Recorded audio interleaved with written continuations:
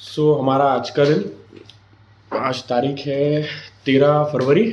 और आज भी आईटी स्टॉक्स की एकदम बहुत पिटाई हो रही है। आईटी स्टॉक्स और इंडेक्स जो है आज भी 1500 पॉइंट डाउन, 1500 से 1700 पॉइंट डाउन है इंडेक्स। और जो हमारे मिड कैप आईटी है और लार्ज कैप आईटी है, mid cap IT large cap IT में मतलब अपना केपीआईटी को मिड कैप में तो नहीं लेना चाहिए, अब लार्ज कैप में आना चाहिए। केपीआईटी हो गया, कोफोर्ज हो गया, ये सारे अब लार्ज कैप हो चुके हैं, ये पहले मिड कैप में आते थे।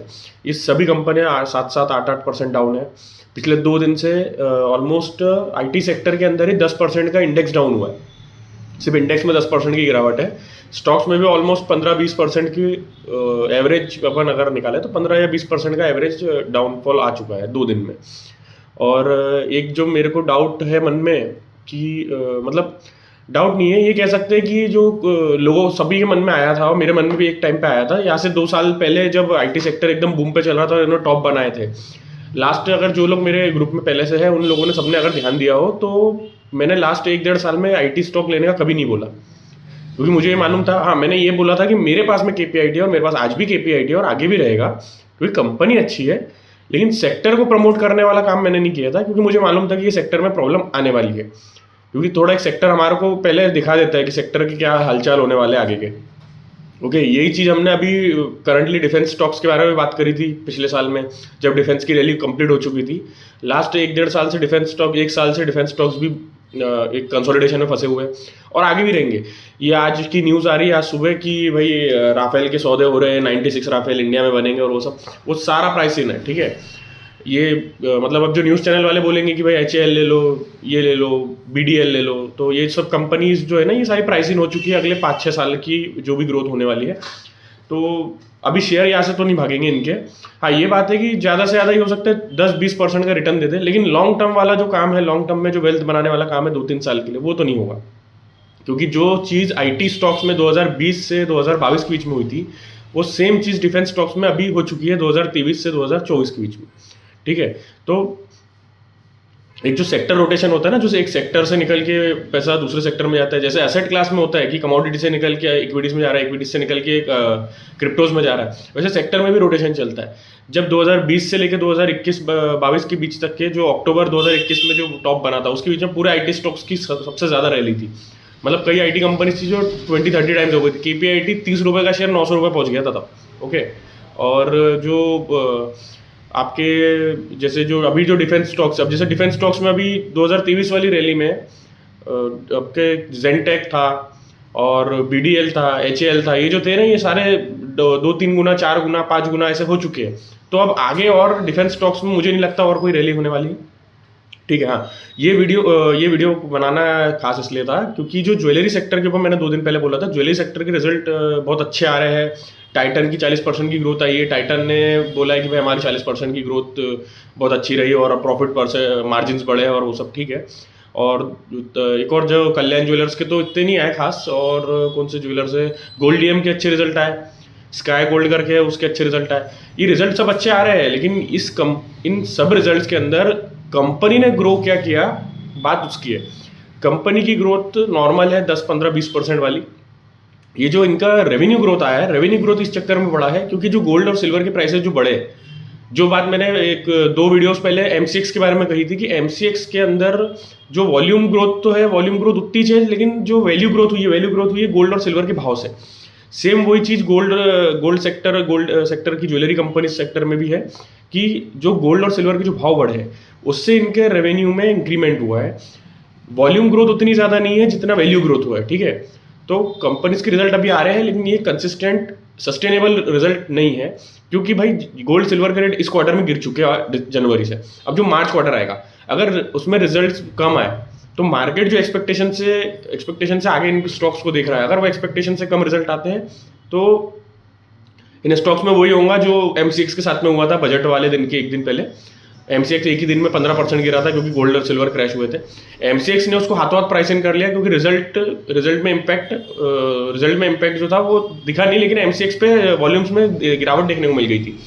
अब ये रिजल्ट्स जो ज्वेलरी सेक्टर के रिजल्ट्स आएंगे, जो हमारे मार्च क्वार्टर वाले रिजल्ट आएंगे, उसमें इसका इम्पैक्ट देखने को मिलेगा कि भाई वैल्यू जो है टोटल रेवेन्यू वैल्यू वो डाउन हो जाएगी। और हमारे पास में जो एक दो क्वेश्चंस और थे, एक था आईटी स्टॉक्स को लेकर भाई कि आईटी स्टॉक्स की जो इतनी धुलाई पिटाई हो रही है 2 दिन से, वो क्यों हो रही है। आईटी की मेन प्रॉब्लम ये हो गई है भैया कि 2020 से 21-22 तक के जो आईटी सेक्टर में जो तेजी आई, वो आईटी सेक्टर मतलब उन्होंने अगले 5-7 साल जो थे उनकी ग्रोथ के, वो पूरे प्राइस इन कर लिए भाव में। ठीक है, मतलब जो स्टॉक 20-20 गुना हो जा रहे हैं, तो मतलब वो अगले 10 साल को अपने अंदर प्राइस इन कर ले रहे हैं कि अगले 10 साल में हम जितने प्रॉफिट बनाएंगे उस हिसाब से वो शेयर की वैल्यूएशन बन गई। उसके बाद से धीरे धीरे करके मार्केट कंसोलिडेट करा, आईटी सेक्टर पूरा कंसोलिडेट करा, आईटी सेक्टर धीरे धीरे नीचे आ रहा था। लास्ट 2-3 दिन में ये हुआ है कि एक यूएस में एआई कंपनी है जिन्होंने क्लॉड करके एआई टूल, एआई बॉट बनाया, रोबोट या एआई का सॉफ्टवेयर बनाया। वो एआई सॉफ्टवेयर से ऐसा बोला जाता है कि मतलब एप्पल और ऐसी कंपनियों को सबसे ज़्यादा वो है, मतलब जिनके अंदर जिन कंपनीज में कोडिंग से रिलेटेड ज़्यादा, एप्पल तो एक्चुअली मेजरली हार्डवेयर है, लेकिन जिन कंपनीज में कोडिंग से रिलेटेड वर्क होता है उन सभी कंपनीज में इम्पैक्ट ये आएगा कि जो फर्स्ट लेवल जॉब्स है, जो एकदम फ्रेशर्स वाले जॉब्स है, और उन सभी जॉब्स के ऊपर बहुत ज़्यादा खतरा रहेगा। अब इंडिया में इसका इम्पैक्ट क्या हो रहा है, क्योंकि इंडिया में भाई इनोवेशन तो है नहीं।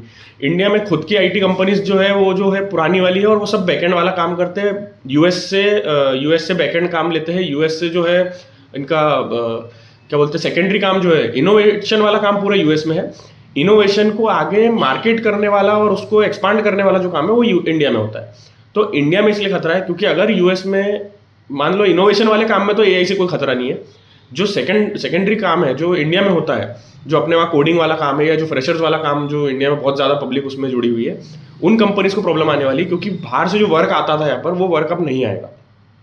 मतलब इंस्टेंटली तो इसका कोई ज़्यादा फर्क नहीं है, 1-2 साल में इन चीज़ों का फर्क पड़ेगा। 1-2 साल बाद ये होगा कि भाई जो बाहर से जो ऑर्डर्स मिलते थे कंपनीज को, आईटी कंपनीज को, रिजल्ट्स जो इनके ऑर्डर बुक्स आती थी वो ऑर्डर्स कम हो जाएंगे। इस वजह से मार्केट इसको अभी प्राइस इन कर ले रहा है कि भाई जो वर्स्ट है उसको अभी प्राइस इन करके रख लो, नॉर्मल आ जाएंगी। हाँ, ये है कि आईटी सेक्टर खत्म तो नहीं होने वाला है, लेकिन ये बात है कि प्राइस इन जो वैल्यूएशन बढ़े हुए थे वो वैल्यूएशन कम हो जाएंगे।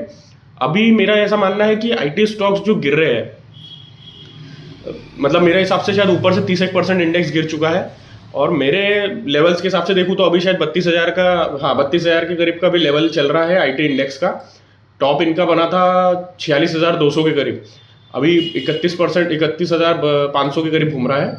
मेरा ऐसा मानना है कि इंडेक्स जो है ना 27 से 28,000 के करीब में इनका बॉटम बन जाएगा, जो इंडेक्स का बॉटम है। मतलब वहीं पे जाके आईटी सेक्टर की रिकवरी शुरू होगी, उसके पहले मुझे नहीं लगता इतनी जल्दी रिकवरी शुरू होने वाली है। 27,000 से 28,000 का जो इंडेक्स का लेवल है, आईटी इंडेक्स का, निफ्टी आईटी इंडेक्स, ओके, उसके अंदर का जो लेवल है वो 27 से 28,000 के अंदर जाकर ही रिकवरी होगी। और रही कंपनीज की बात, जो आईटी में कंपनीज है, तो आईटी कंपनीज का मुझे तो बताने की जरूरत नहीं, क्योंकि सबका आजकल सबके घर में कोई ना कोई इंजीनियर्स है, सबके घर में कोई ना कोई आईटी में प्रोफेशनल वर्क कर रहे हैं। आईटी कंपनीज में जो बढ़िया कंपनी सभी को मालूम है कौन सी कंपनी जो लिस्टेड है, ठीक है, नाम तो मैं नहीं बोल सकता क्योंकि अलाउड नहीं है। और इन कंपनीज में आप इन्वेस्टमेंट करें, लेकिन अभी नहीं करें, थोड़ा रुक जाओ, 3 महीना 6 महीने में धीरे धीरे रुक के करना। लेकिन ये है कि इनका बॉटम अब पास में है, ज़्यादा दूर नहीं है, इनका बॉटम जल्दी बन जाएगा। इंस्टेंट रिजल्ट नहीं मिलेंगे इसके कि अगर आप इन्वेस्ट कर रहे हो और आपको 1-8 साल में रिटर्न बन जाए, ऐसा नहीं होगा। लेकिन अगले 5 साल में आईटी सेक्टर के जो प्रॉब्लम्स है वो सारी अभी खत्म हो जाएंगी इसी साल में। अगले 4 साल जो है आईटी कंपनीज के लिए नॉर्मल से ठीक की तरफ जाएंगे, ठीक है। और जो एक प्रॉब्लम और मेरे पास में क्वेश्चन आया था, 1 मिनट में बताता हूँ। हाँ, मार्केट के मोमेंटम को लेकर आया था कि मार्केट के मोमेंटम में कि ये जो अभी पिछले 3-4 दिन की जो रैली देखी हमने वो कंटिन्यूस रहेगी या नहीं रहेगी। भैया इसका पता तो मैं खुद रह के भी प्रिडिक्ट नहीं कर सकता, कोई भी नहीं कर सकता इस बात की प्रिडिक्शन। ये डिपेंड करता है कि एफआईज की बाइंग का डाटा क्या आता है वीकली बेसिस और मंथली बेसिस पे।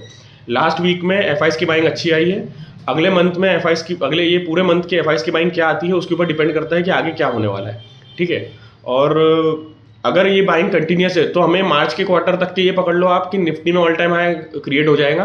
निफ्टी की क्लोजिंग जो होंगी मार्च की वो ऑल टाइम हाई पे क्लोज हो जाता है अगर, तो अपन मान सकते हैं कि नया मोमेंटम आ गया है, नया ट्रेंड शुरू हो रहा है। लेकिन उसके साथ साथ स्टॉक्स में भी आना चाहिए ना।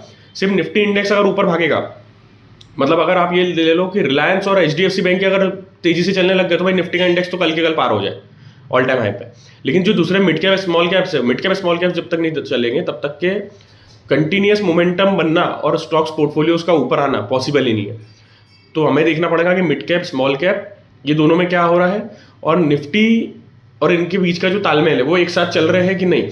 कभी कभार एक बार ये हुआ था 2018 से, मेरे को याद है 2018 से 19 के बीच में ही हुआ था। निफ्टी का इंडेक्स ऑल टाइम हाई चल रहा था, मिड कैप स्मॉल कैप का इंडेक्स इनसे अपोजिट डायरेक्शन में चल रहा था, ये डाउन ट्रेंड में चल रहे थे। फिर 2020 के कोविड क्रैश के बाद में तीनों बराबर लाइन से चलने लगे। तो अभी ये देखना पड़ेगा कि अभी इनका साथ में मतलब तालमेल कैसा बैठता है। बाकी जो मोमेंटम है अभी मैंने देखा पिछले हफ्ते भर में हमारे पोर्टफोलियोज थोड़े बहुत रिकवर हो चुके हैं सबके, और कुछ कुछ स्टॉक्स है जो अच्छे रिजल्ट देने के बाद में उनमें सर्किट अप हुआ। ऑटो सेक्टर में भाई सबसे अच्छे रिजल्ट आए, M&M और इन सबके जो रिजल्ट आए, और इनके रिजल्ट इन्फ्लेटेड नहीं, इनके रिजल्ट जेन्युइन है। क्योंकि ये बात मैंने दिसंबर के फर्स्ट वीडियो में फर्स्ट वीक में कही थी कि भाई जीएसटी का जो कट हुआ है, जीएसटी कट के फायदे इनको दिवाली वाली सेल में दिख गए थे। लास्ट के जो 2023-24 का डाटा था उस हिसाब से 2025 का डाटा बहुत अच्छा आया था। उस वजह से ये मतलब ये बात समझ में आ गई थी कि भाई क्वार्टरली रिजल्ट इनके इंप्रूव हो जाएंगे। अब इनका ऑटो सेक्टर में फायदा ये बात का है कि भाई इनका हर मंथ में डाटा आता है, हर मंथ की 1 तारीख को इनका डाटा आ जाता है कि लास्ट मंथ में हमने कितनी सेल करी। इस वजह से जो हमारा आगे का जो प्लानिंग रहता है, हमारे को जो ऐसा लगता है कि भाई क्वार्टरली रिजल्ट देख देख के आगे लेना, भाई ऑटो सेक्टर सबसे अच्छा है। आप मंथली रिजल्ट देख देख के आगे ले सकते हो कि मंथली रिजल्ट में कंपनी ग्रो कर रही है कि नहीं कर रही। ऑटो सेक्टर में जो M&M और इन सब के जो गाड़ियां बिकने के रिजल्ट आए हैं, वो गाड़ी बिकने के रिजल्ट की वजह से auto ancillary company, auto components company के ऊपर भी रिजल्ट अच्छे आ रहे हैं। लूमेक्स इंडस्ट्रीज का रिजल्ट आया भाई 20% सर्किट अप। श्रीराम पिस्टन्स का रिजल्ट तो शायद अभी मैंने देखा नहीं आया है शायद। लूमेक्स ऑटो का रिजल्ट भी अभी नहीं आया है। प्रीकॉल के रिजल्ट आ चुके हैं, PM इंडिया का रिजल्ट आ चुका है। जो अच्छी अच्छी कंपनियां हैं मैं बता रहा हूँ उनके बारे में। बॉश के रिजल्ट आ चुके हैं। बॉश तो हालांकि बहुत बड़ा मार्केट कैप है। जो छोटी कंपनीज है उन पे फोकस करो ऑटो सेक्टर में। ऑटो सेक्टर की रैली तो मुझे लग रहा है कि भाई चालू हो चुकी है। ऑटो सेक्टर को ज़्यादा तकलीफ नहीं है, अब ऑटो सेक्टर एक जैसा चल सकता है। ओके।